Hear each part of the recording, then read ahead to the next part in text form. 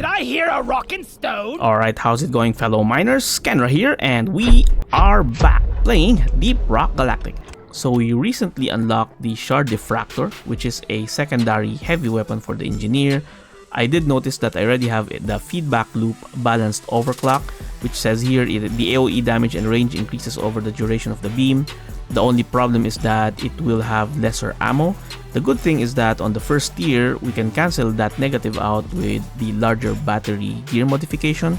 And then I did notice that there's also other gear mods here that further increases the AoE effect and damage. So I'm gonna test this weapon out first with a group and then probably solo as well, and see if I won't need this larger battery gear mod. If I don't, then that would be great, because that means I can further increase the AoE effects and damage of the weapon in conjunction or in synergy with our overclock, right? Now, as for the other gear modifications, I went with the open structure battery, which enables much faster charging. I went with the high intensity heating because I don't know if this weapon is also affected by that armor breaking bug, because it has an area damage, right? So please do let us know in the comment section below, is that bug still present in the game? And if yes, I would assume that it will affect this weapon, right, since it has area damage like I mentioned. Now, for the last tier of the gear modifications, I went with the Dazzler module, which will slow down the enemies in the area of effect. I actually was highly considering getting the Hydrogen Rapturing, which will electrocute enemies, because I thought that along with the high intensity heating, which I assume will do burning status effect to the enemies, it will be very synergistic with the electrochemical rounds, which, as mentioned here, it says bonus damage to electrified and burning targets. So that's something that we can test in the near future, right? But for now, we're going with this build, what I consider a cookie cutter build, for lack of a better phrase or term.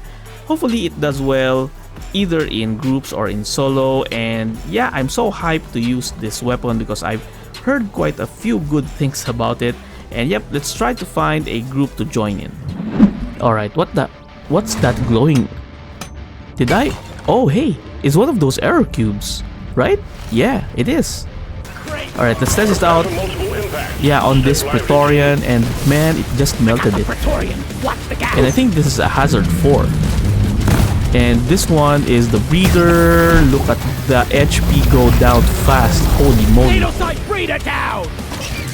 And let's test it on another breeder right here. Oh man. Wow. It's crazy. My new favorite toy. Alright, another Praetorian.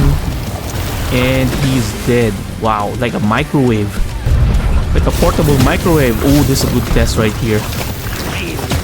Yeah, the pressor. No more oppression. Yeah, no more oppression. Now let's test on a group of, or a bunch of insects, and yeah, there you go. They just melted it.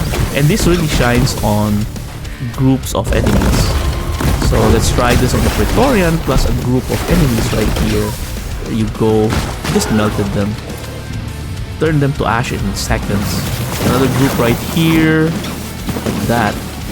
Oh my god. I don't think I can go away from this gun anymore. Like, go back to the breacher. Alright, let's test on let's test this on another group. Holy crap, look at that. Alright, after spending some time with the bad boy, or this bad boy right here, I don't think I can go back to the other secondary weapons of the engineer.